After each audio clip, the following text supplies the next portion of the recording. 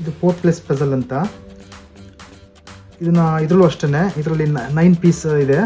ಇದರಲ್ಲಿ total 1 lock units ಇರುತ್ತೆ. ಯಾವ ಕಡೆ ನೋಡಿದ್ರೂ ಪೋರ್ಟ್ ಪ್ಲೇಸ್ ರೀತಿ ಇದೆ ನೋಡಿ, 3D ಪೋರ್ಟ್ ಪ್ಲೇಸ್. ಇದನ್ನು ಅಷ್ಟೇ, 1 ಲಾಕ್ ಯೂನಿಟ್ಸ್ ಇದೆ ಇದರಲ್ಲಿ.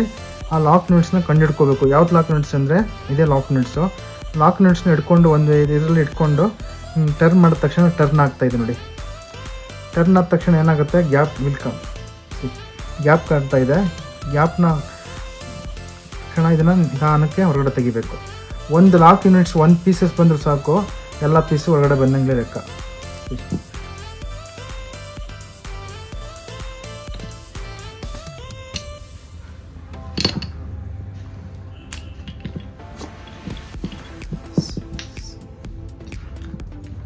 ಈ ರೀತಿ ಜೋಡಿಸ್ಕೊತಾ ಇದ್ದೀನಿ.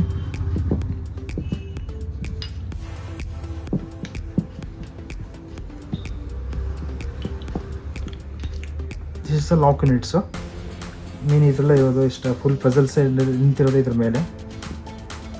ಪ್ಲಸ್ ಇದು ಅಷ್ಟೇ, ಇದು ಐಡೆಂಟಿಕಲ್ ಪೀಸಸ್ ಇರುತ್ತೆ, big identical pieces. This is non identical pieces.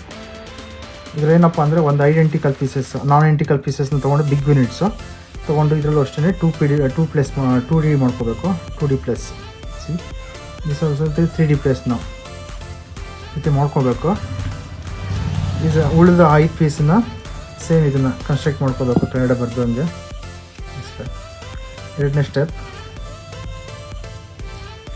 This is ಮೂರನೇ ಸ್ಟೆಪ್. ಅವ ಲಾಕ್ ಯೂನಿಟ್ಸ್ ಇದು ಅಷ್ಟೇ ಅನ್ಲಾಕ್ ಸ್ಟೇಜಲ್ಲಿ ಇರಬೇಕು. ಇನ್ನು ಉಳಿದ ಗ್ಯಾಪ್ನ ಫಿಲಪ್ ಮಾಡಿಕೊಂಡ್ರೆ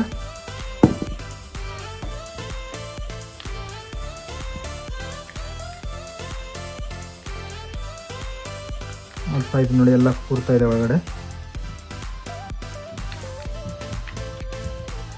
ಲಾಕ್ನ ಯಾವ ರೀತಿ ಅನ್ಲಾಕ್ ಮಾಡಿದ್ವಿ ಅದೇ ರೀತಿ ಲಾಕ್ ಮಾಡಬೇಕು. This is final stage.